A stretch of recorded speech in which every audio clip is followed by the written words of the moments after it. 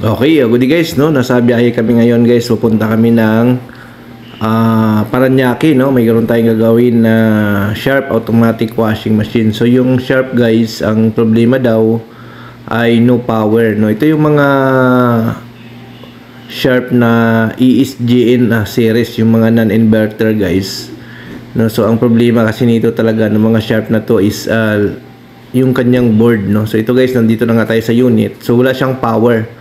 No, so kapag ganito guys yung unit nyo, yung unit ay tulad nito yung mga ESGN series, no? Yung mga ESGN 08, E9, tapos yan po ay laging nagkaroon ng problema, no? No power. So kapag no power yan guys, usually yan palit board yan. Common problem talaga ng Sharp yan.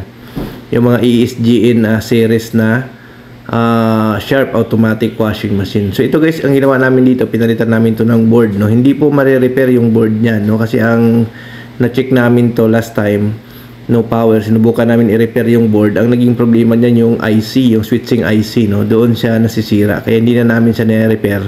Pinapalitan na natin siya ng board. So yung board niyan guys, available sa amin kung kailangan nyo, no? Message lang kayo sa ating number diyan sa description, no? Nandiyan naman yung ating cellphone number kung kailangan nyo ng board para sa ganitong model ng washing machine. Okay, thank you.